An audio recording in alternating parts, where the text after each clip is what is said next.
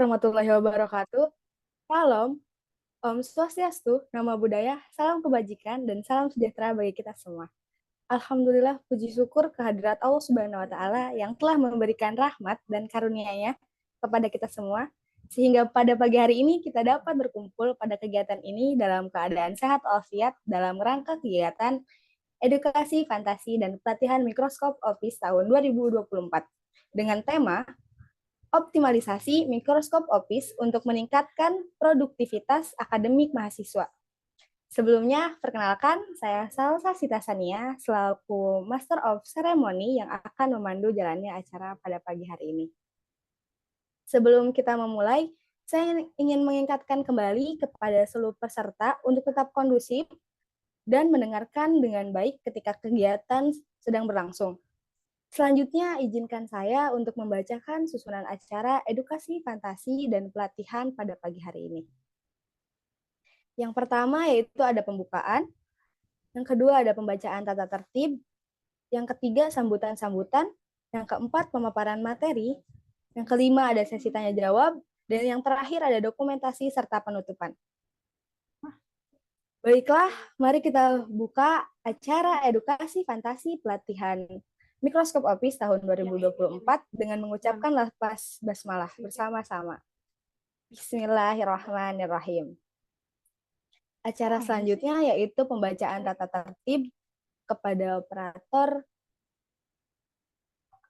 Boleh tolong di-share screen.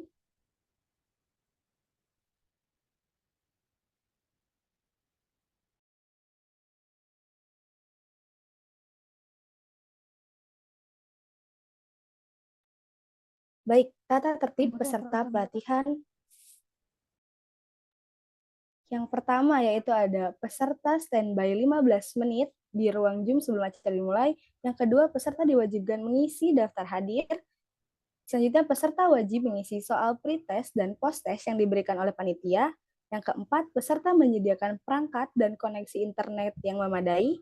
Yang kelima, peserta wajib mengikuti seluruh rangkaian acara, mulai dari pembukaan hingga penutupan acara yang berlangsung selama 2 hari. Peserta wajib mengenakan pakaian rapi dan sopan. Peserta wajib menyalakan kamera saat serta menggunakan background yang telah disiapkan oleh panitia selama acara berlangsung. Yang kedelapan, peserta wajib untuk menyimak dan mempelajari materi dengan baik. Yang kesembilan, peserta wajib saling menghormati dan menjaga kekondusifan untuk mendukung kelancaran acara. Yang kesepuluh ada peserta wajib mengerjakan tugas yang diberikan sesuai batas waktu yang ditentukan. 11. Peserta wajib menjaga etika ketika bertanya dan mengungkapkan pendapat. Apabila ingin bertanya, peserta dipersilakan untuk raise hand terlebih dahulu, dan jika sudah dipersilakan oleh moderator, maka peserta dapat langsung menyalakan mikrofon untuk bertanya.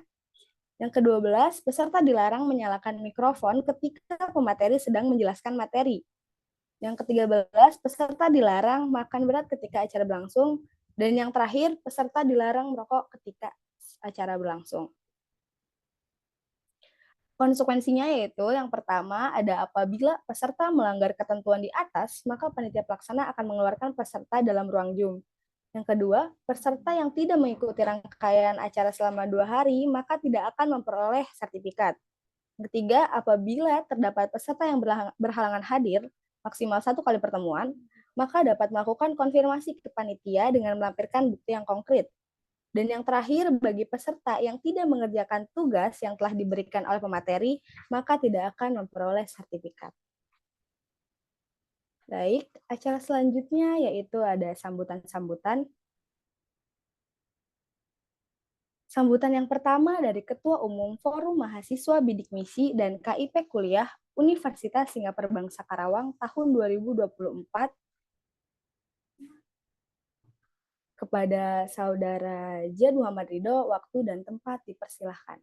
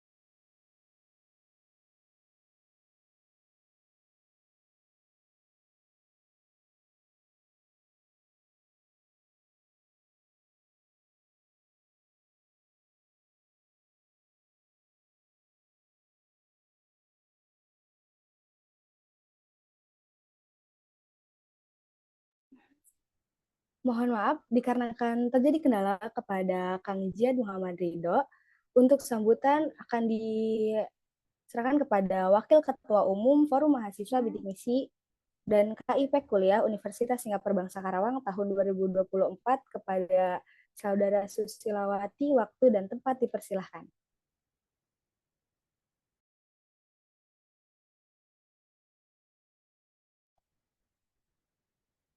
Oke, sebelumnya apakah suara saya sudah terdengar? Baik, sudah Teh. Oke, sebelumnya Assalamualaikum warahmatullahi wabarakatuh. Shalom, Om Swastiastu, Namo Buddhaya, salam kebajikan dan salam sejahtera untuk kita semua.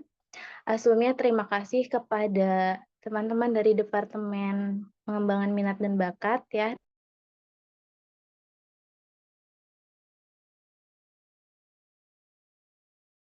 Formadikip, yaitu Pak Disa Halsa dan juga teman-teman peserta dari pelatihan ini. Sebelumnya mohon maaf karena dari Ketua Umum sendiri terkendala ya untuk kepada Departemen Pengembangan Minat dan Bakat yang sudah menyelenggarakan kegiatan pelatihan ini. Semoga teman-teman di sini bisa dengan maksimal untuk mengikuti pelatihannya dan tentunya mendapatkan manfaat yang baik gitu dengan mengikuti kegiatan ini. Tak lupa juga saya harap dari teman-teman peserta itu benar-benar menyimak dan memahami apa saja yang disampaikan dan mengikuti secara keseluruhan rangkaian acaranya agar bisa maksimal juga itu untuk mendapatkan apa saja yang bisa dipelajari secara bersama-sama.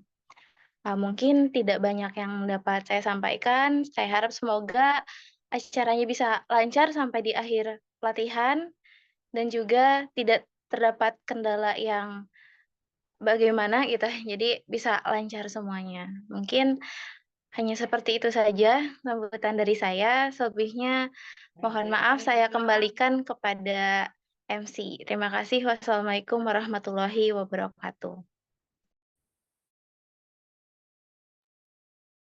Terima kasih kepada Saudara Susilewati atas sambutannya.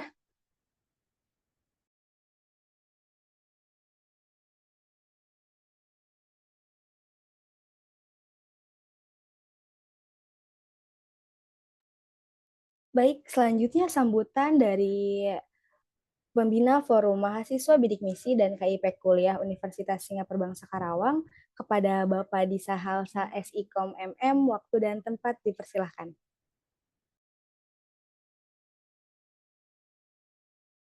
Ya, Assalamualaikum warahmatullahi wabarakatuh. Eh, Mohon maaf sebelumnya, laptopnya mati, belum dicas jadi pakai handphone. Saya ucapkan terima kasih kepada semua para panitia dan terima kasih juga saya ucapkan kepada para peserta yang menyempatkan waktunya untuk hadir di kegiatan ini.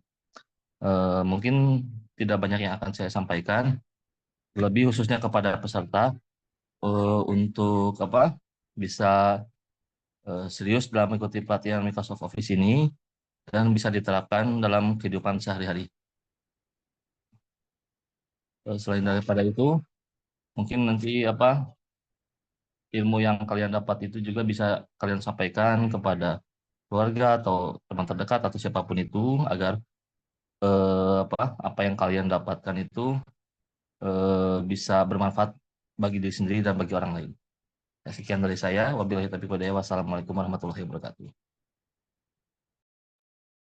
Terima kasih kepada Bapak Disa Halsa SIKOM MM atas sambutannya. Acara selanjutnya memasuki agenda pemateri kepada Saudari Afifah Fadilah, waktu dan tempat dipersilahkan.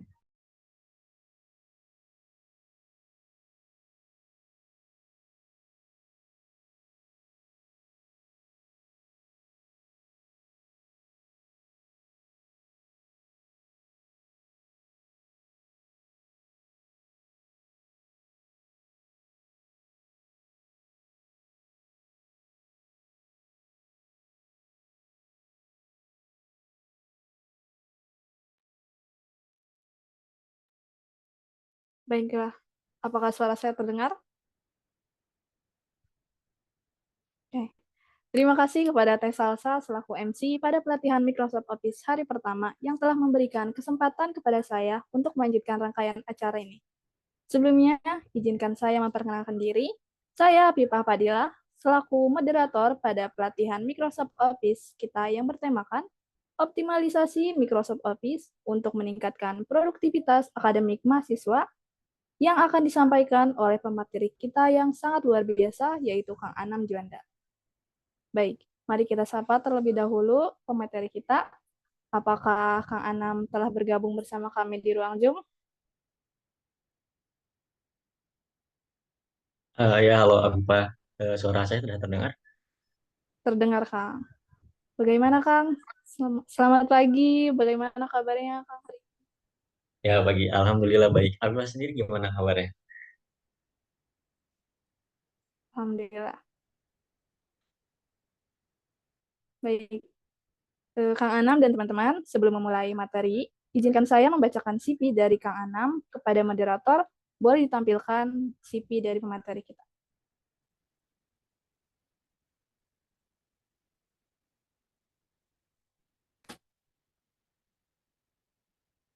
Nama lengkap Anam Juanda dengan kontak 0857 1908 6733. Dengan email anamjuanda493@gmail.com dengan username LinkedIn Anam Juanda. Bertempat tinggal di Karawang. Kang Anam merupakan mahasiswa teknik industri yang berpengalaman dalam berbagai organisasi mahasiswa dan magang. Memiliki kemampuan analitis yang kuat dan pengalaman praktis dalam mengaplikasikan ilmu industri di lapangan. Selain itu, aktif dalam pelatihan dan workshop terkait peningkatan keterampilan digital, khususnya Microsoft Office yang menjadi salah satu keahlian utama. Pendidikan formal. Universitas Singapura Bangsa Karawang, Jawa Barat, Indonesia, jurusan Teknik Industri dengan IPK 3,64/4 sejak September 2021 hingga sekarang. Pendidikan non-formal, Yayasan Pelatihan Kerja Kuta Singapura Bangsa, pelatihan Microsoft Office, yaitu Microsoft Word, Microsoft Excel, dan PowerPoint, Oktober 2020 hingga November 2020. Formadikip Unsika, pelatihan dasar karya tulis ilmiah, sistematika penulisan dan metode penelitian, Oktober 2021.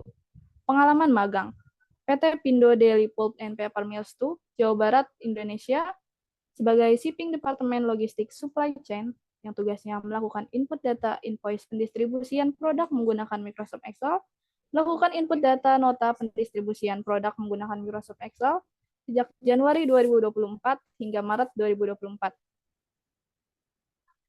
PT Nobi Putra Angkasa Jawa Barat, Indonesia sebagai operator mesin yang tugasnya memotong produk dengan menggunakan mesin cutting, membuat tekunan produk dengan menggunakan mesin banding, sejak Januari 2019 hingga April 2019. Pengalaman organisasi. Forum Mahasiswa Bidik Misi dan KIP Kuliah Universitas Singapura Bangsa Karawang sebagai Wakil Ketua Umum yang tugasnya membuat rencana kegiatan pengurus dalam suatu periode, mengawasi setiap departemen dalam merancang dan menjalankan program kerja, melakukan penilaian pengurus setiap bulan untuk mengevaluasi kinerja pengurus sejak Maret 2023 hingga Desember 2023. Badan Eksekutif Mahasiswa Universitas Singapura Bangsa Karawang sebagai staf Menteri Kajian dan Aksi Strategis yang tugasnya melakukan riset terkait isu atau masalah yang ada di ruang lingkup kampus, Karawang, dan Indonesia, melakukan kajian lebih lanjut terkait isu yang telah ditentukan, lalu dituangkan dalam bentuk esai, merencanakan menjalankan sikap organisasi terhadap isu atau masalah tersebut, sejak Maret 2023 hingga Januari 2024. Forum Mahasiswa Bidik Misi dan KIP Kuliah Universitas Singapura Bangsa Karawang, Kepala Departemen PSDM, yang tugasnya memimpin rapat dan jalannya program kerja Departemen PSDM, melakukan pengawasan dan penilaian terhadap anggota dalam menjalankan program kerja, yaitu sejak Maret 2022 hingga Januari 2023. Project esai yang berjudul Aksi Menanam Pohon dalam mewujudkan Sustainable Development Goals 2045, proposal PKMPM dengan judul Pembuatan Mesin Pembuatan Pakan Ikan menggunakan bahan baku lokal untuk membantu peternak kampung lele, proposal P2M P2MW membuat teh celup menggunakan bunga telang, proposal bisnis, pembuatan produk, mesin pengolah limbah plastik, pembicara upgrading pengurus Permadikip Unsika 2024, Master of Ceremony PKKMB FT Unsika, Master of Ceremony LDKM FT Unsika, Master of Ceremony Inaugurasi FT Unsika, dan moderator di pelatihan dasar karya tulis ilmiah Permadikip Unsika 2022. Keterampilan. Soft skill, leadership, memiliki kemampuan untuk memimpin suatu kelompok dalam menjalankan tugas agar mencapai tujuan. Time management, memiliki kemampuan dalam mengatur waktu dan menentukan skala prioritas. Teamwork, memiliki kemampuan bekerja sama atau kolaborasi dengan tim dalam menjalankan tugas. Planning, memiliki kemampuan untuk merencanakan suatu kegiatan atau tindakan yang akan dilakukan baik individu maupun tim. Komunikasi, memiliki kemampuan komunikasi yang baik dengan mitra atau tim. Problem solving, memiliki kemampuan untuk mengidentifikasi dan menyelesaikan masalah. Hard skill, Microsoft Word, menguasai pembuatan proposal dan laporan. Microsoft Excel, memahami formula dasar dan rumus-rumus, diantaranya VLOOKUP, HLOOKUP, dan SUMIF. Microsoft PowerPoint, mampu menyusun informasi secara menarik, rapi, dan mudah dibaca. Microsoft Visio, menguasai tools dasar serta mampu membuat diagram dan flowchart. SPSS, mampu menganalisis data statistik dan perhitungan statistik. Nah, itu dia CV dari Kang Anam. Wah, banyak sekali ya pengalaman atau kegiatan yang sangat menginspirasi bagi kita semua, khususnya di Microsoft Office ini.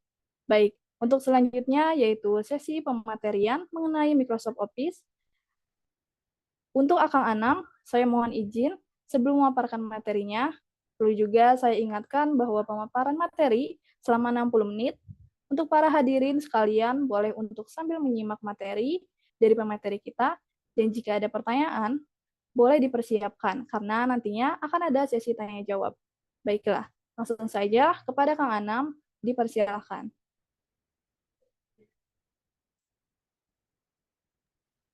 Oke, baik. Terima kasih ya Apipa yang telah memperkenalkan saya. Dan saya buka kembali. Assalamualaikum warahmatullahi wabarakatuh. Waalaikumsalam warahmatullahi wabarakatuh. Oke, selamat pagi teman-teman semua. Semoga dalam keadaan sehat selalu ya. Jadi seperti yang sudah diperkenalkan, saya Adam Juanda. Di sini saya akan berbagi ilmu dan pengalaman saya di bidang Microsoft. Untuk pada hari ini, yang akan kita bahas mengenai Microsoft Word ya teman-teman. Oh ya, buat operator boleh saya share sendiri aja nggak gitu buat PPT. Soalnya nanti untuk mekanisme ataupun teknisnya saya bakal presentasi sekaligus mempraktekkan langsung gitu dalam Microsoft Word-nya sendiri. Gimana?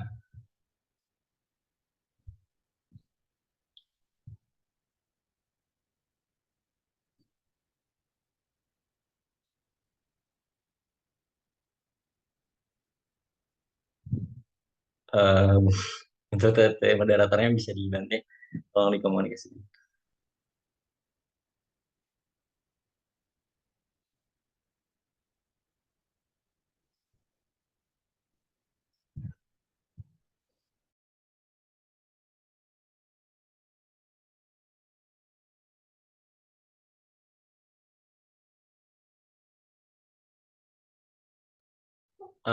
Suara saya jelas nggak, Afifah?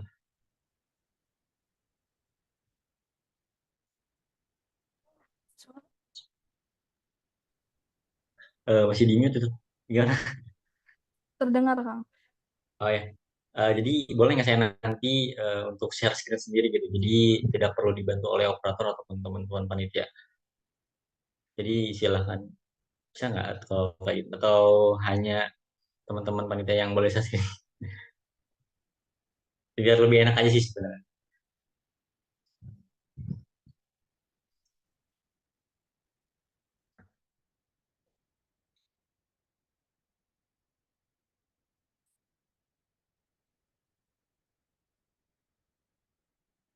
Nah,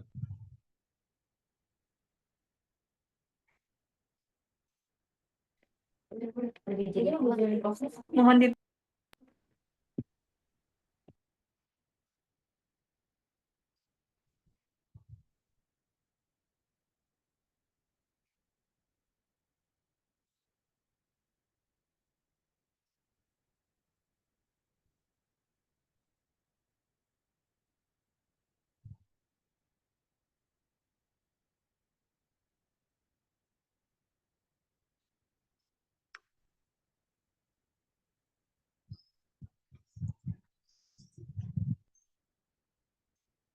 udah muncul atau belum ya? Belum ya?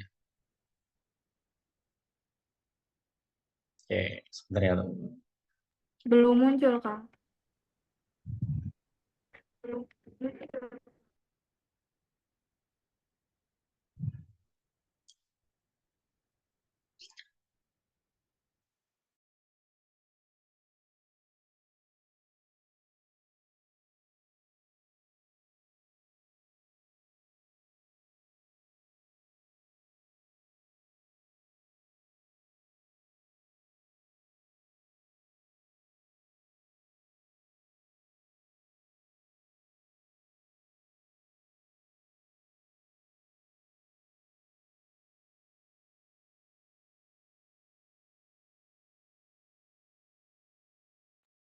Pada peserta mohon ditunggu ya. Sepertinya ada kendala jaringan dari kalangan.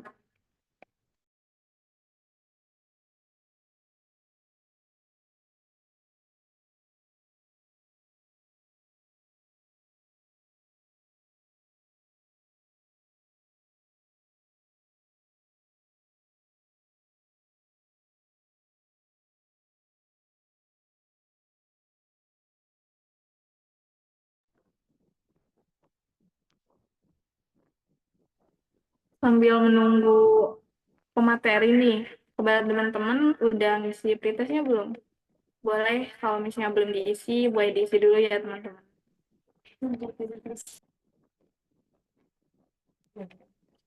Karena pretest itu sendiri merupakan syarat utama atau berprasyarat untuk mendapatkan sertifikat.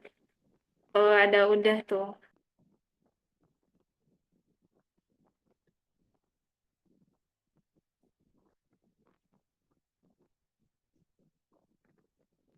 Terima kasih yang udah mengisi pretest, yang belum boleh diisi ya teman-teman.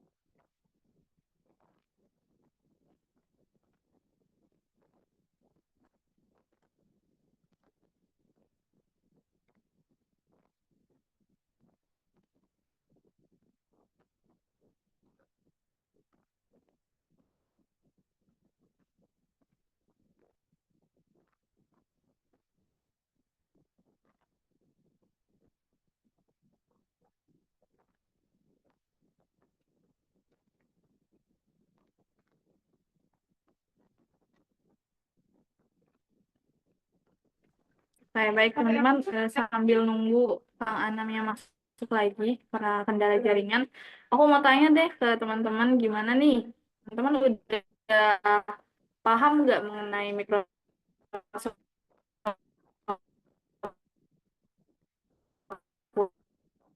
Word ini? Kayak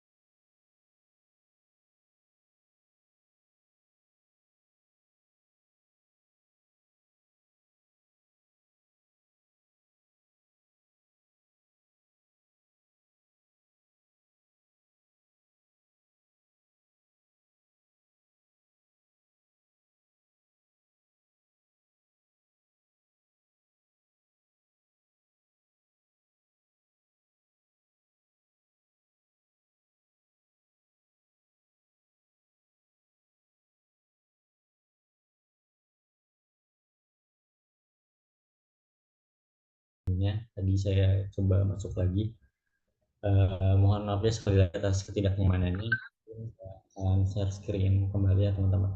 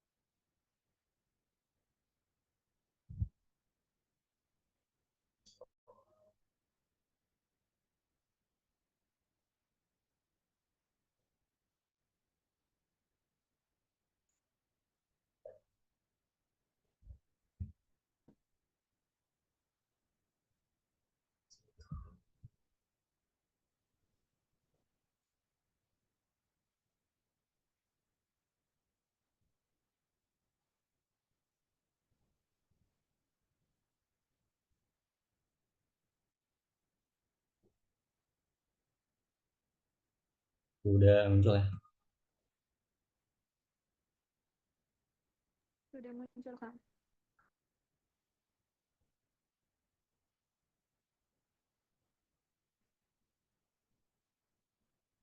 Suaranya udah jelas atau masih kecil? Sudah cukup jelas, Kang.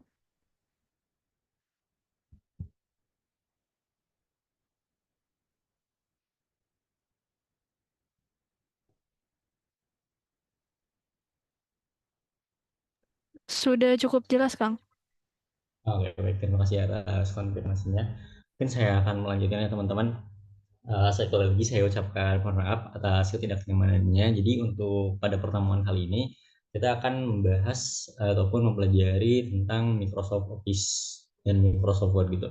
Nah untuk Microsoft Word itu sendiri, saya rasa teman-teman juga udah familiar lah, udah sering menggunakan gitu tentang software ini gitu, baik dalam tugas kuliah ataupun mungkin ada beberapa dari teman-teman yang udah menggunakan Microsoft Word ini dari SMA ataupun dari SMK seperti itu.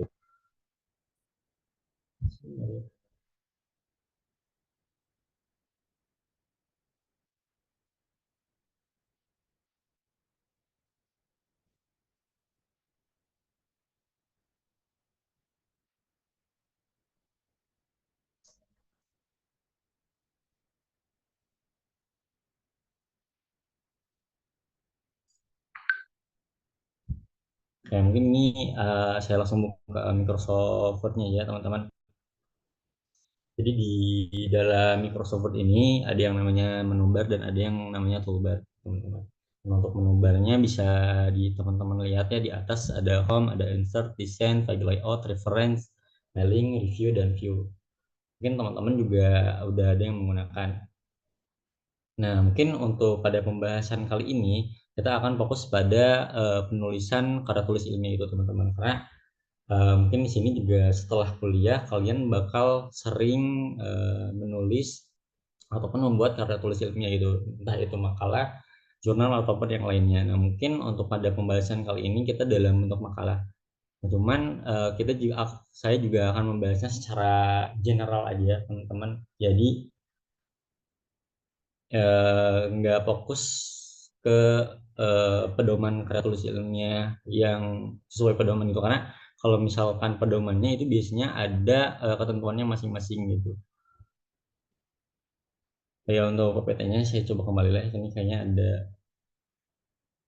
sedikit ini juga.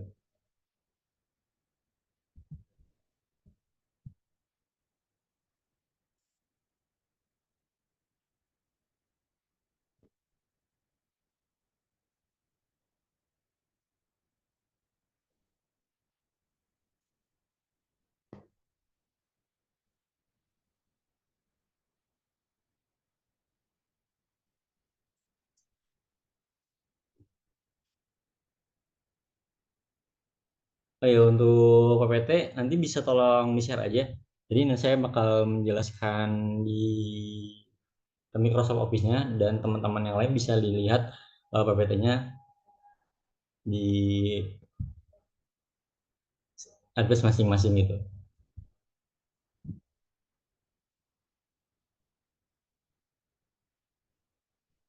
Sama dibantu ya. Nah, jadi untuk yang pertama teman-teman, hal yang dokumen itu baru ada tiga yang paling penting. Yang pertama itu ada margin ataupun ukuran kertas. Yang kedua ada pengaturan spasi atau line paste, dan yang ketiga ini ada pengaturan font teman-teman. Nah untuk ukuran kertas sendiri itu berada pada page layout ataupun layout itu teman-teman. Jadi bisa kalian klik di sini.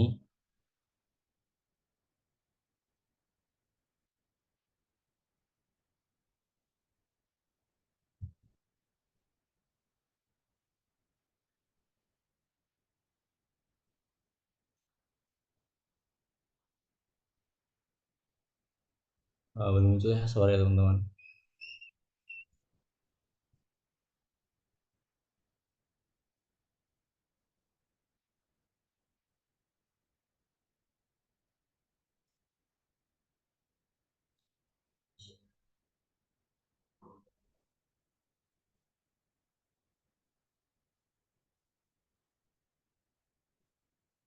Nah, di sini udah ganti ya untuk menu barnya. Nah, untuk atau untuk mengukur ataupun menggunakan ukuran kertas di sini, yaitu ketika dalam karya tulis ilmiah ataupun makalah, biasa menggunakan kertasnya, ukuran kertasnya itu A4, teman-teman. Nah, klik page layout, lalu kalian klik size. Nah, di sini nanti akan muncul ukuran-ukuran kertas yang akan digunakan.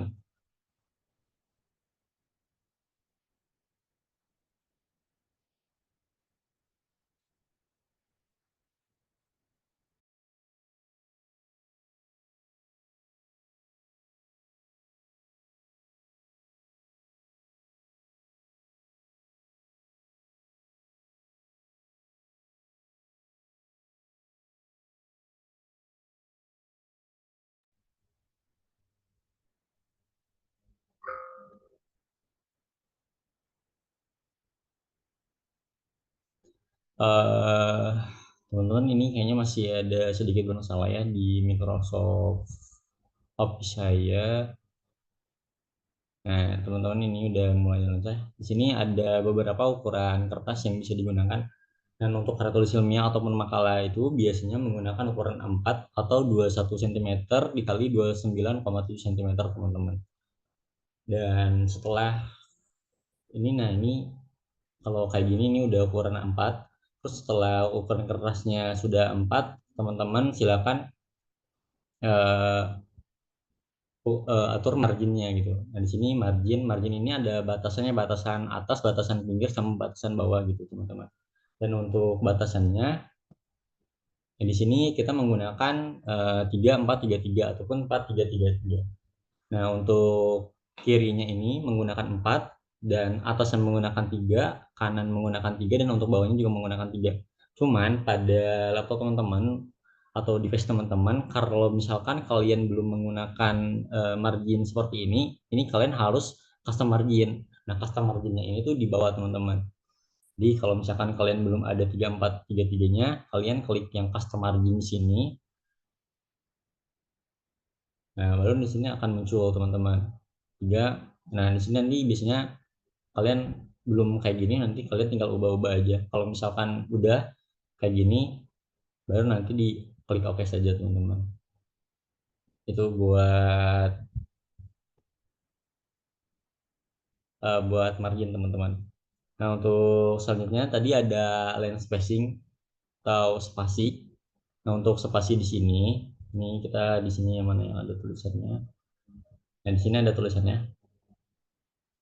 Nah, spasi ini tuh jarak, teman-teman, antara tulisan atas sama bawah gitu. Nah, di sini di menu home, di sini ini paling ini, kalau misalkan kalian lihat ya, yang atas sini yang ada nomor ataupun penomoran pada, nah ini klik yang di sini,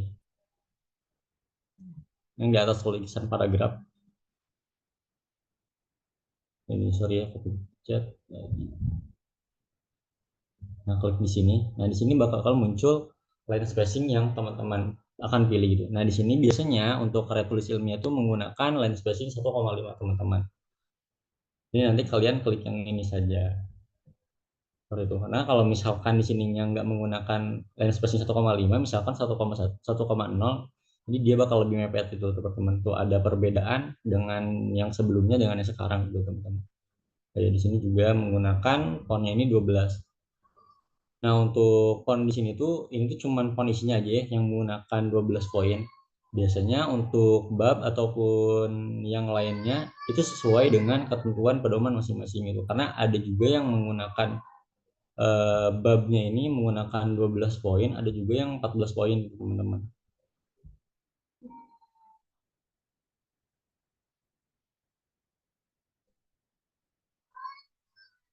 Oke, saya sambil coba ya buat buka PPT-nya.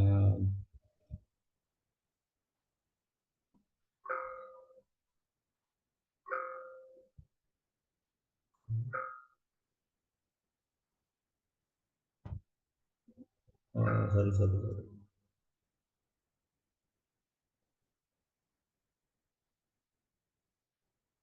Ya, coba sambil buka PPT-nya lagi ya, kalau bisa. bisa buka PPT, tapi kalau misalnya emang nggak bisa berarti nanti kita lanjut di Microsoft Word-nya.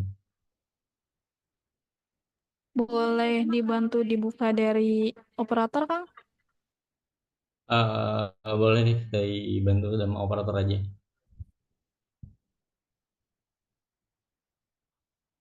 Baik, Kang.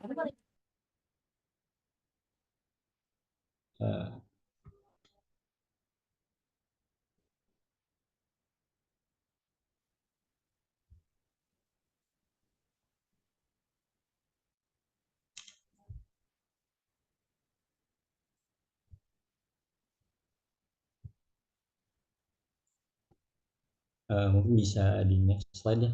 Langsung ke penggunaan heading. Tadi kan udah ya untuk penggunaan pengaturan dokumen. Nah, di sini ada penggunaan heading style untuk penomoran bab.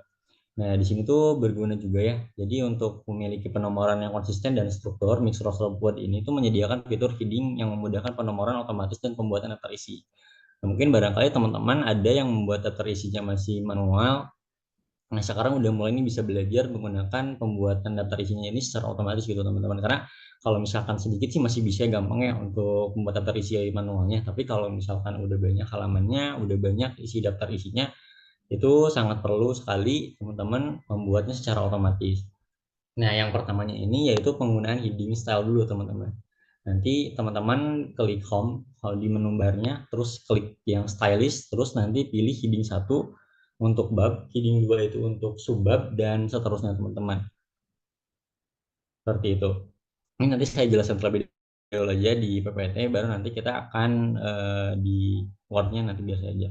Dan setelah itu, untuk mengubah format heading itu sesuai dengan aturan penulisan, karena kan biasanya headingnya template-nya sesuai dengan Word yang sebelumnya gitu, entah itu jenis font, ukuran font, dan yang lainnya. Nah, ini kalian klik kanan pada heading, lalu nanti klik modify, terus nanti atur aja font, ukuran, spasi yang sesuai dengan pedoman ataupun sesuai dengan kebutuhan teman-teman. Seperti itu. Boleh di next.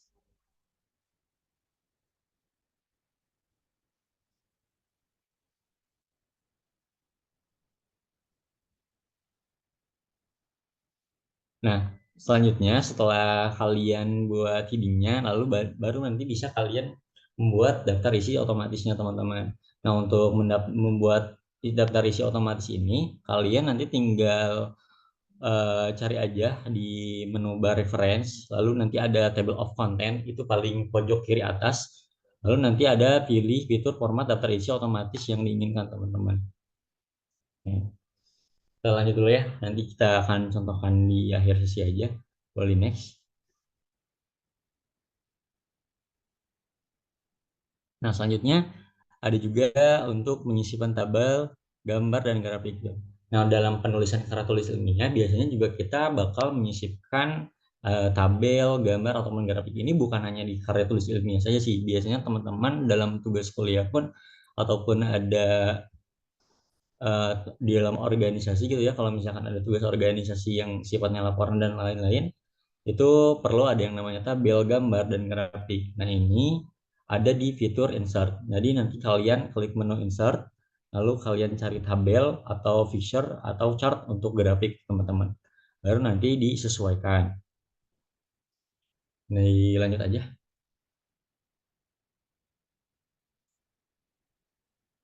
Nah, selanjutnya di sini membuat citasi dan daftar pustaka. Nah, dalam penulisan karya tulis ilmiah khususnya, teman-teman ketika mengutip karya orang lain ataupun pendapat orang lain, itu perlu mencantumkan referensi ataupun daftar pustaka untuk menghindari plagiarisme gitu. Karena plagiarisme itu termasuk melanggar hukum gitu teman-teman, itu tidak diperbolehkan. Makanya teman-teman ketika mengutip ataupun mengambil data ataupun pendapat orang lain itu perlu mencantumkan referensinya. Dan untuk menambahkan citasi di sini, jadi citasi itu biasanya menurut Anam Juanda ataupun menurut Billy Nugraha 2020-2019.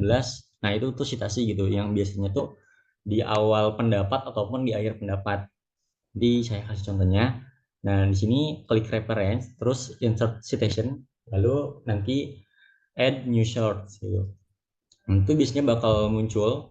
Nanti di situ kalian isi aja biodata dan pilih jenis sumber yang kalian gunakan, entah itu buku, artikel jurnal, laporan, atau yang lainnya teman-teman. Dan selanjutnya, ketika kalian sudah membuat citasinya, nanti kan di akhir itu bakal ada daftar pustaka ya. Nah, kalian untuk daftar pustakanya juga bisa otomatis tuh teman-teman kalau misalkan kalian udah membuat citasinya terlebih dahulu. Karena kan ada beberapa teman-teman yang mungkin melampirkan daftar pustakanya ini, entah itu cuma linknya aja, ataupun kalian manual gitu, ataupun copy paste biasanya ya dari jurnal orang copy paste daftar pustakanya. Nah itu sebenarnya tidak diperbolehkan ya teman-teman. Jadi teman-teman bisa bikin daftar pustaka secara otomatis dengan catatan kalian sudah membuat citasinya terlebih dahulu seperti itu. Di sini untuk membuat daftar pustaka sama seperti yang tadi, jadi klik di reference, di menu reference, di situ nanti ada bibliografi, nanti pilih aja format daftar pustaka yang sesuai. Nah, format daftar pustaka itu apa? Jadi daftar pustaka itu ada style ataupun formatnya. Nah, itu biasanya ditentukan oleh instansi yang membuat ataupun yang membuat pedomannya. Entah itu di kampus, misalnya biasanya tiap prodi ataupun tiap fakultas itu punya ketentuan masing-masing, ataupun ketika kalian mengikuti lomba karya tulis ilmiah, itu juga biasanya ada ketentuannya masing-masing. Di antaranya itu ada apa? Ada MLA, ada Chicago dan lain-lain seperti itu, teman-teman. Boleh dilanjut ya?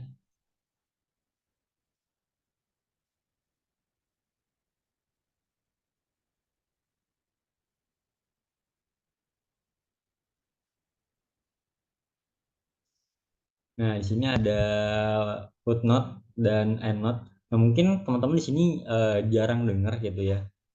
Saya juga jarang sekali gitu menggunakan footnote dan endnote ini. Nah, tapi untuk footnote dan endnote ini tuh itu tuh catatan tambahan kaki teman-teman. Jadi biasanya ketika kalian udah melampirkan pendapat atau apapun itu pengen ada tambahan, nah itu bisa melampirkan footnote ataupun endnote. Nah, perbedaannya footnote dan endnote ini, untuk footnote itu sendiri biasanya langsung ada di paling bawah halaman itu. Jadi misalkan di halaman 2 pada paragraf berapa kalian ingin menambahkan catatan. Itu kan nanti biasanya di bawah, nanti pada halaman 2 juga nanti itu bakal ada, itu bakal muncul di halaman 2. Nah, sedangkan untuk endnote itu sendiri itu nanti di halaman paling akhir gitu teman-teman. Jadi walaupun teman-teman membuat endnote-nya ini di halaman 2, tapi nanti bakal munculnya di halaman akhir gitu untuk catatan tambahannya itu sendiri. Seperti itu teman-teman. Boleh di next.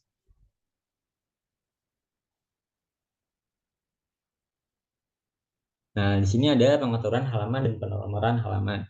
Nah, untuk pengaturan halaman dan penomoran halaman juga ini hal yang familiar, cuman biasanya teman-teman kesusahan gitu ya, apalagi kalau misalkan menggunakan format yang berbeda-beda.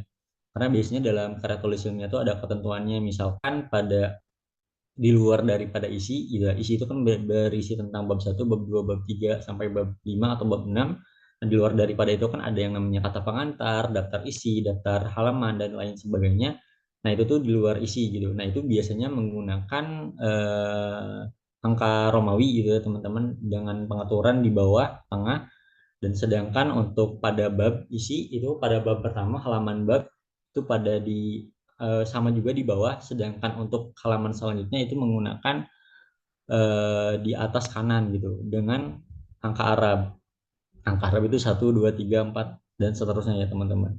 Nah, ini untuk caranya. Kalau misalkan secara teorinya di sini klik enter, lalu page number, terus pilih letakkan penomoran itu berdasarkan ketentuan ataupun kebutuhan teman-teman. Bisa di atas, bawah, tengah, ataupun kanan. Lalu selain itu juga kalian bisa mengatur formatnya. Formatnya yang tadi saya bilang gitu ya. Untuk formatnya ini kalian bisa mau pakai angka Romawi kah atau angka Arab kah gitu. Dan seterusnya. Seperti itu. Mungkin nanti bakal saya contohkan. Dan bisa dilanjut aja. Nah, di sini ada fitur review spell check and grammar. Nah, jadi Microsoft Word ini menyediakan fitur untuk memeriksa ejaan dan tata bahasa secara otomatis.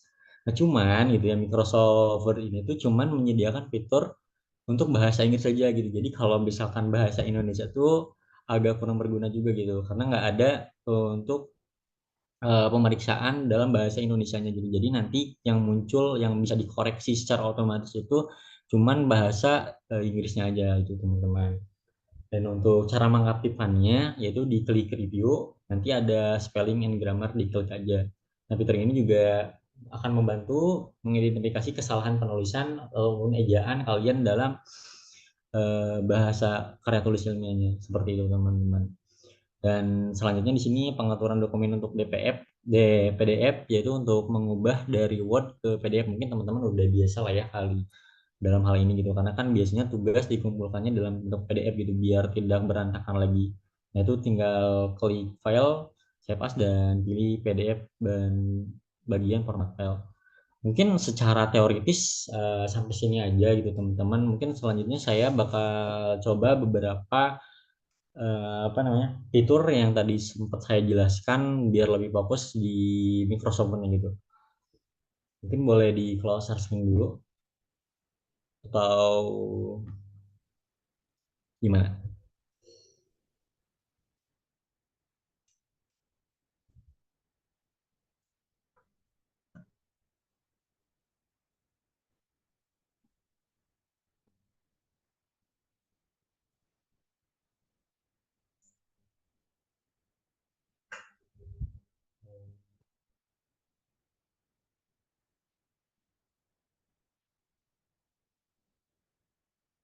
Kalau nah ini udah muncul ya teman-teman.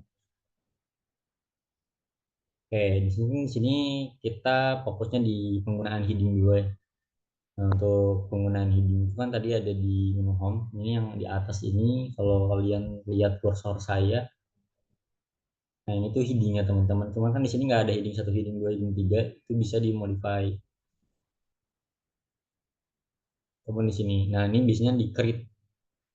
Ataupun nah ini ada ya heading 1, heading 2, heading 3, dan heading 4. Itu buat heading. Nah, untuk membuat daftar isi otomatis, ini saya bakal contohkan. Ini saya udah ada ya sebenarnya. Saya hapus terlebih dahulu karena yang saya itu udah dibuatkan apa namanya, headingnya. Jadi nanti kalian bisa buat seperti ini secara otomatis teman-teman. Saya ini aja ya.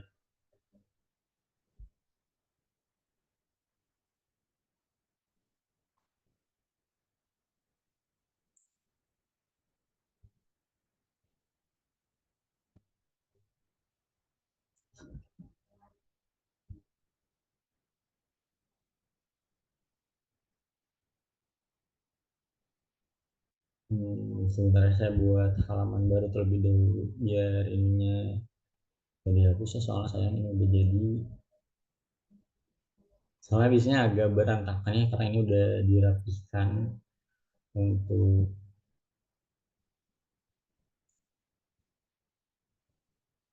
ini cara membuat halaman baru kalau teman-teman belum tahu.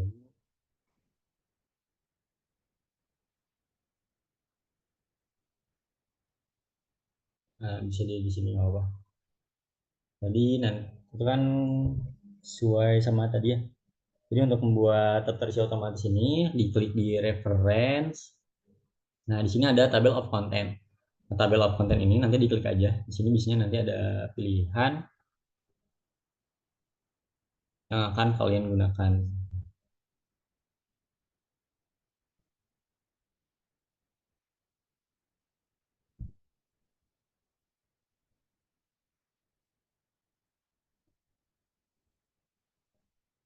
Nah, ini ada automatic tabel 1 sama tabel 2. Ini nanti kalian pilih aja ya. Tabel 1 sama 2 biasanya sama aja sih isinya. Karena yang paling penting itu di headingnya sih teman-teman. Jadi kalian yang bener aja gitu, heading 1 bab 1, untuk heading 2-nya ini untuk sub-sub bab. Jadi ada 1.1, 1.2, 1.3. Nah, itu yang disebut sub-sub bab. Nah, nanti akan muncul seperti ini teman-teman, ini secara otomatis. Cuman kan ini agak berantakan ya teman-teman. Nah, jadi seperti ini. Oh, ini ya. Dan ini tinggal dirapikan aja. Seperti itu teman-teman. Ini udah ada semuanya beserta halaman-halamannya, nanti tinggal dirapikan. Ini karena lagi berantakan aja.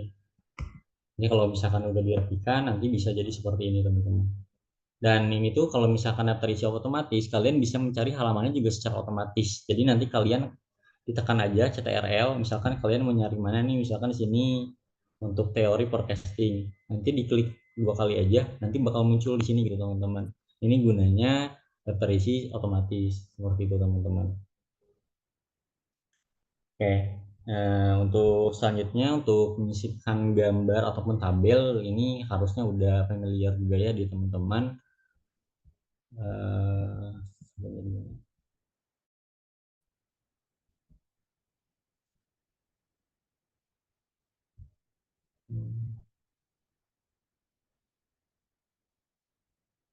Nah, seperti ini kalau gambar. Nah, untuk gambar dan tabel juga saya lupa menjelaskan, biasanya itu menggunakan keterangan gitu di bawahnya. Nah, misalkan di sini gambarnya apa, lalu di sini menunjukkan keterangan gambar ini tuh apa, terus biasanya dicantumkan juga sumbernya. Sumbernya ini menggunakan intercitation yang tadi saya jelaskan. Seperti itu teman-teman. Itu untuk gambar dan tabel. Daya untuk tabel dan grafik itu kan biasanya ada datanya teman-teman. Nah, saya coba di sini ya. Oke, di insert, bisa coba di sini.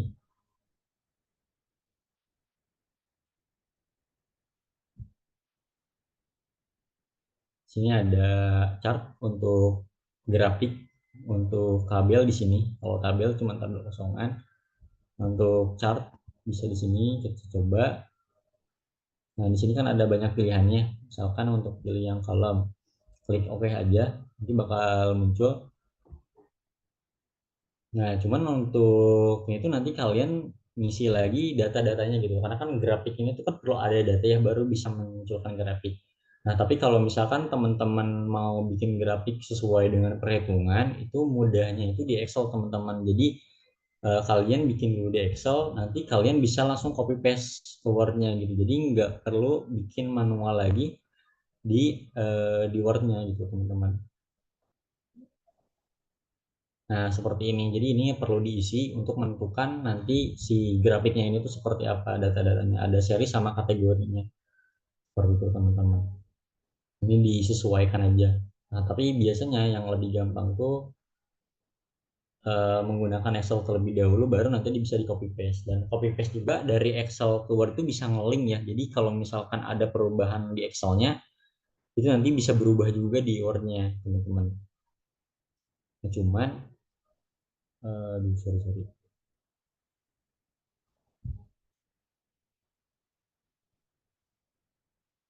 Nah, bisa berubah juga gitu di si Word-nya.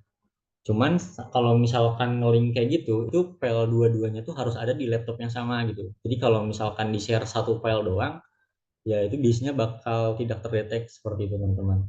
Itu untuk tabel, gambar, dan grafik. Nah, selanjutnya membuat citasi. Di citasi biasanya di bab 2 ya paling banyak.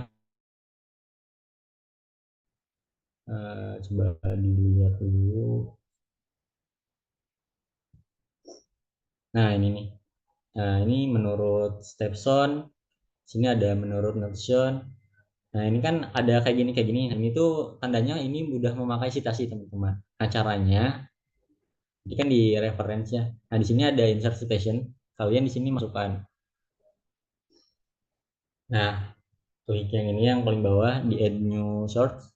Nanti bakal muncul seperti ini.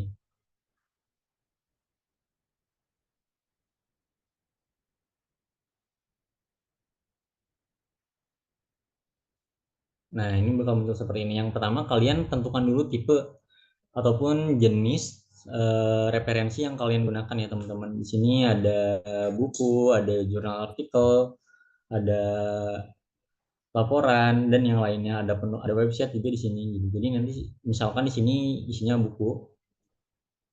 Nah, untuk author di sini tuh itu penulisnya ya teman-teman. Misalkan penulisnya tadi siapa, ada Heiser dan Render.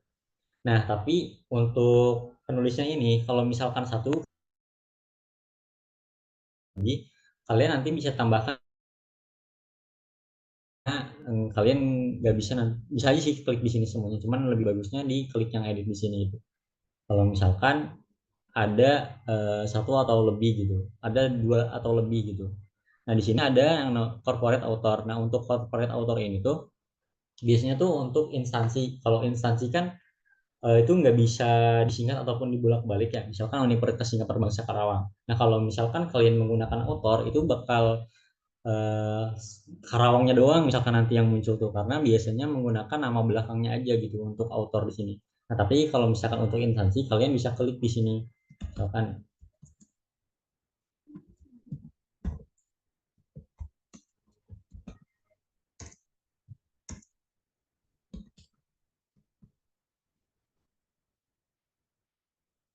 Oke, sini misalkan nanti kalian isi judulnya apa, di sini saya coba masukin tahun aja.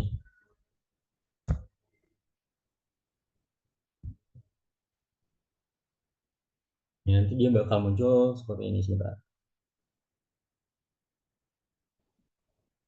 Uh,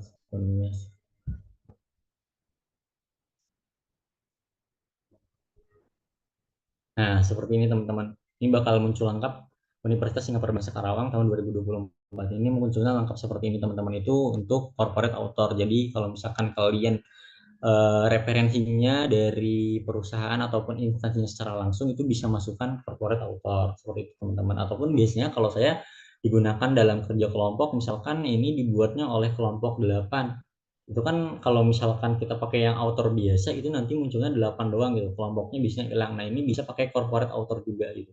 Jadi pokoknya kalau misalkan mau lengkap, harus lengkap sumbernya kayak gini, itu pakai yang corporate author seperti itu teman-teman. Nanti kalau misalkan udah dibuat citasinya, kalian membuat daftar pustakanya juga bisa secara otomatis. Jadi nggak perlu kalian copy paste dari jurnalnya ataupun kalian ketik ulang. Nah, kayak gini, ini kan udah otomatis nih. Untuk caranya sini ya di bibliografi. Nanti ini bisa yang paling atas ataupun yang kedua, ini bisa sama aja teman-teman. Jadi kalian tinggal diklik aja, nanti bakal muncul semua gitu. Asalkan citasinya udah kalian cantumkan. Dan untuk stylenya ataupun formatnya di sini ya. Ini kan ada apa. Nah ini bisa menggunakan apa Chicago GB7714 dan yang lain-lain. Seperti itu teman-teman. Itu untuk daftar pustaka. Oke, mungkin yang paling sering digunakan juga di sini ada yang namanya penomoran halaman ya. Nah, seperti yang udah saya jelaskan sebelumnya, mungkin mana yang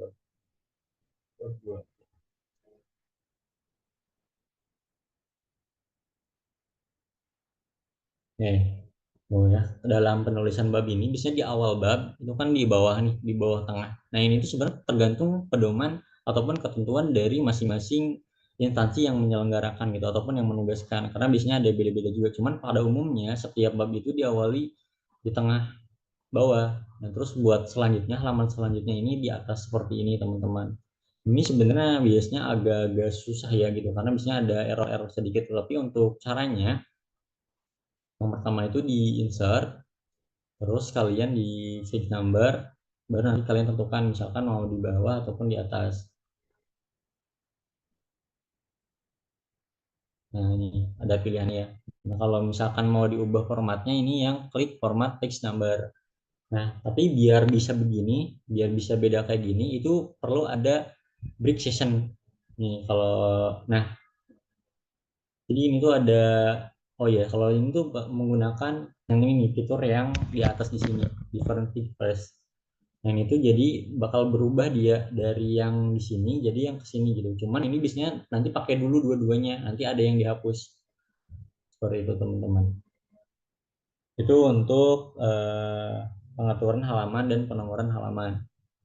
Nah, ada juga untuk pengaturan bab ini tuh di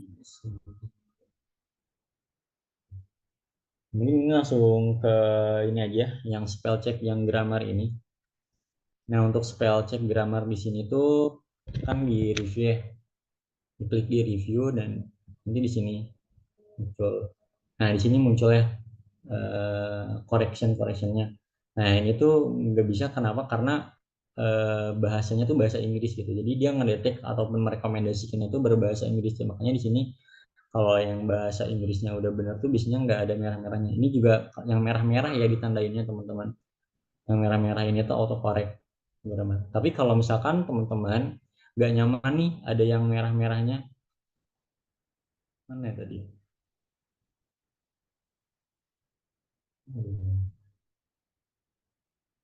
Nah, untuk mengaktifkan ataupun menonaktifkan yang tadi yang garis-garis merah di sini tuh sebenarnya ada di sini teman-teman, di file, di option, terus yang di proving. Nah, di sini tuh untuk ngaktifin text spelling dan mark grammar yang errornya ataupun yang kurang tepat. Nah, di sini bisa di checklist, tapi kalau misalkan mau dimatiin, ini bisa dimatiin. Jadi nanti kalian nggak bakal ada merah-merahnya kalau misalkan menurut kalian yang garis-garis merah tadi yang di bawah itu sangat mengganggu gitu dalam pengerjaan penulisan karya tulis ilmiahnya. Seperti itu teman-teman. Dan mungkin itu aja sih beberapa yang bisa saya contohkan ya teman-teman. Selebihnya saya kembalikan lagi ke moderator. Mohon maaf apabila ada penyampaian materi ataupun ada beberapa gangguan tadi yang kurang berkenan. Mungkin lanjutnya saya kembalikan lagi ke moderator.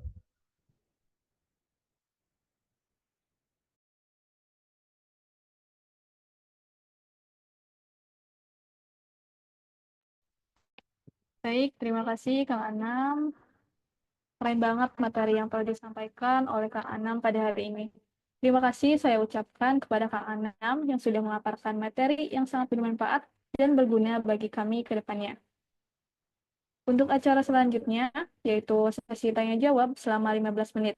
Bagi teman-teman yang ingin bertanya, bisa raise hand, kemudian perkenalkan nama, asal prodi dan fakultas, dan sebutkan pertanyaannya.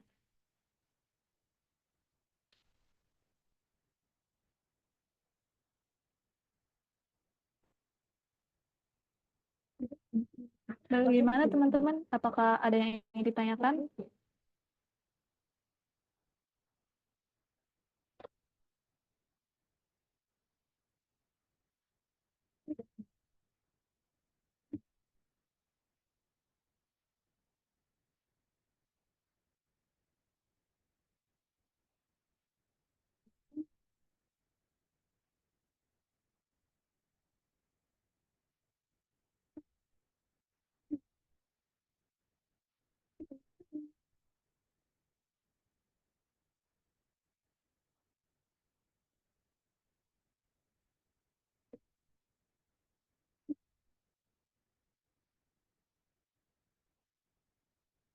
Bagaimana nih teman-teman? Ayo mumpung masih ada Kang Anamnya, boleh ditanyain aja seputar Microsoft Office.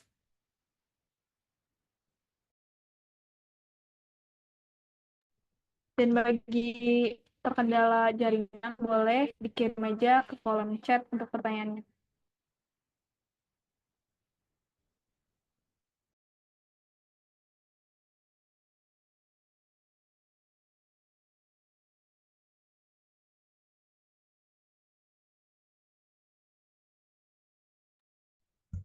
Ya gimana nih teman-teman, ada yang ingin tanyakan ataupun ada yang pengen didiskusikan gitu terkait Microsoft Word ataupun karya tulis ilmiahnya juga barangkali bisa dibantu.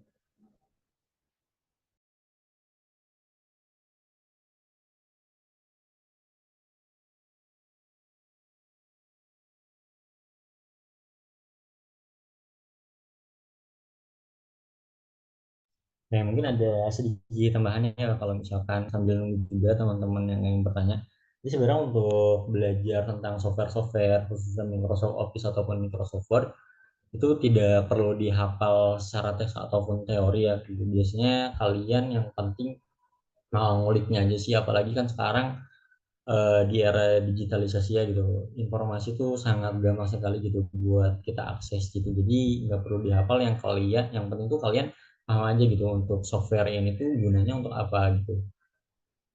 Karena kalau misalkan kalian udah tahu ataupun udah paham mengenai software ini buat apa, ya nanti kalian tinggal cari aja nih kalian lebih enak yang mana gitu, lihat referensinya misalkan di Google kah, di YouTube kah, ChatGPT sekarang di YouTube ataupun di TikTok video pendek juga banyak gitu ya mengenai tutorial-tutorial. Mungkin di sini ada pertanyaannya, untuk line spacing antara bab dan subbab tetap menggunakan 1,5 atau 2. Nah, ini tuh tergantung balik lagi ke pedoman masing-masing. Cuman kalau saya gitu atau khususnya di prodi dan beberapa perlombaan yang pernah saya ikutin, itu tuh biasanya fokus menggunakan 1,5 gitu. Jadi nggak ada gap lagi antara bab dan subbabnya seperti itu. Cuman ini biasanya balik lagi ke pedoman ataupun ketentuan masing-masing dari instansi yang menyelenggarakan. Seperti itu dulu. Sudah terjawab.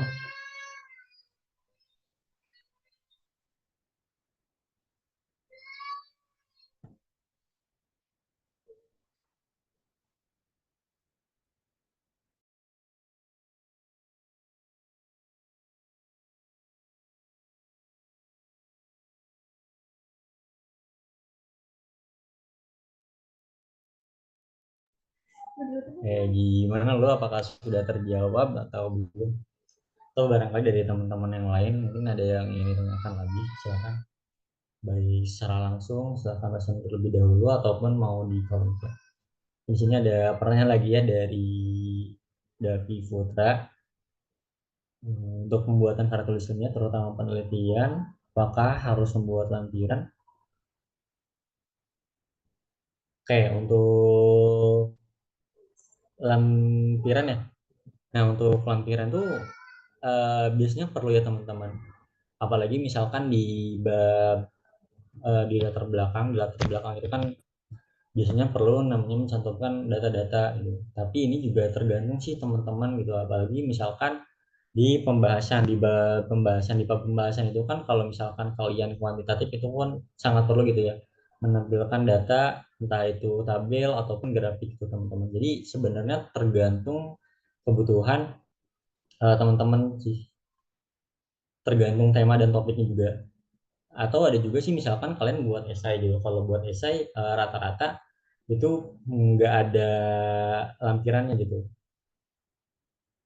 Seperti itu. Untuk Davi sudah terjawab atau belum? Untuk di sini juga ada unggul ya, untuk bagian isi apakah menggunakan spasi 1,5? Ya, untuk isi semuanya ya keseluruhan itu menggunakan 1,5 seperti itu teman-teman. Ya, tapi ini balik lagi ke pedoman dan ketentuannya gitu ya. Cuman untuk beberapa perlombaan yang saya ikutin gitu kan biasanya ada good ataupun ketentuan-ketentuan pedomannya. Nah, itu biasanya menggunakan 1,5 gitu teman-teman. Oh, yang berbeda tuh biasanya di ini teman-teman di bawah keterangan. Nih, coba saya share kembali ya. Saya lupa nih. Ini tergantung juga udah muncul ya. Oh, udah muncul ya. Biasanya ada yang berbeda tuh di keterangan yang di bawah gambar. Kan tadi saya jelasin juga ya.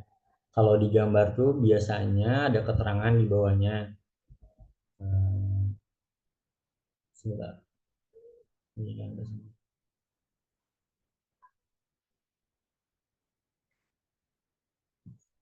nah, ini baru.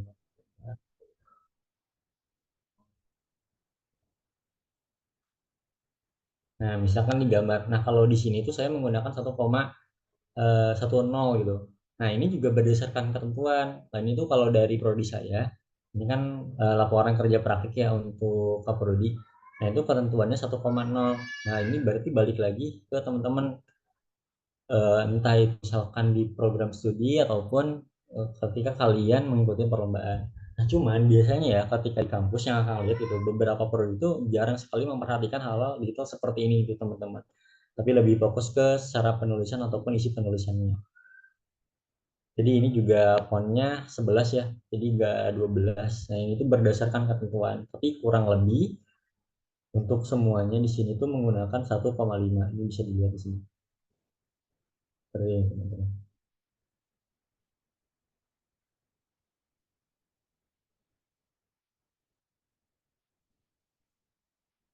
Oke, udah semuanya. Tadi dari Pipa udah masuk lagi atau belum ya? Sudah, Kang. Ini ada pertanyaan baru nih, Kang. Dari Teh Ah, Hazel. Boleh dibacain nih, Kang? Kang izin bertanya, mohon maaf sebelumnya belum bisa on mic dan on cam. Cara nyamain spasi itu gimana ya, Kang? Kadang tuh dalam satu halaman kan ada beberapa paragraf ya. Nah, dalam satu paragraf itu kadang spasi per kata nggak sama gitu, Kang. Jaraknya ada yang terlalu panjang dan juga lebar. Boleh dijawab, Kang. eh, oke. Buat ini sebenarnya mau nanya dulu sih. Ini untuk spasinya ini tuh apa line spasi yang tadi? Dia line spasi itu dari atas ke bawah ya jaraknya teman-teman ataupun kata per kata yang biasanya tuh ke pinggir gitu. Saya sambil jelasin lagi coba dah. Sambil saya jelasin aja. Nah, kalau misalkan buat yang tadi saya jelasin, ini kan ke bawah ya line spasinya itu 1,5. Nah, yang itu kalian blok aja. Kalau saya sih biasanya langsung diblok semua, baru nanti diatur gitu line spasinya 1,5. Nah, nanti baru yang beda-bedanya ini saya nanti blok ulang gitu. Seperti itu. Ataupun misalkan kalian setiap satu paragraf langsung kalian blok menggunakan line 1,5. Nah, tapi kalau misalkan yang spasi yang dimaksud adalah yang ke pinggir kayak gini, ini tuh ya jadi ada yang dari ininya. Nah, kalau misalkan di sini jadi menggunakan paragraf ini ya, peraturan paragrafnya rata tengah rata kiri ini tuh mengaruhi. Tapi biasanya kalau misalkan yang renggang-renggang banget itu biasanya dari copy paste ya. Kalau copy paste, nah biasanya kalau dari copy paste tuh baru tuh copy paste dari Google sekalian bikin jadinya tuh panjang-panjang banget. Nah, itu tuh cara ngakalinnya sebelum kalian masukin ke Word, kalian copy dulu di Google, teman-teman. Diketikkan Google di pencarian, itu baru nanti di copy paste lagi, baru nanti kalian masukin ke sini, teman-teman. Jadi jangan langsung misalkan kalian dari Google copy paste langsung ke Word, tapi copy paste-nya dulu ke pencariannya dulu ataupun dari WA. Dari WA kan biasanya ada paragrafnya masing-masing. Jadi misalkan kalian nanti harus ngapus-ngapusin paragraf. Nah, itu bisa langsung ke ininya dulu, teman-teman. Ke Google-nya dulu. Jadi di Google itu bukan dicari ya, tapi di atasnya itu loh. Kan di atasnya ada pencarian yang kalian cari diketik. Nah, itu masukin aja ke situ. Nanti copy paste lagi. Nanti baru nanti kalau di paste ke Word-nya. Oke, terima kasih Kang Anam atas jawabannya. Bagaimana Teh Hazel? Apakah sudah terjawab? Ini mungkin ada yang terisi ya pustaka mungkin menggunakan salah. Untuk daftar pustaka itu biasanya yang paling sering digunakan tuh ada dua sih, ada APA sama Harvard gitu. Ya, ini sih balik lagi ke ketentuan ya. Ini tuh biasanya yang paling sering ditentukan tuh yaitu gitu font. Jenis font itu biasanya Tahoma atau enggak TNR, Times New Roman, atau enggak yang kedua tuh yang sering ditentukan tuh yang daftar pustaka gitu. Bisa apa ataupun Harvard seperti itu, teman-teman.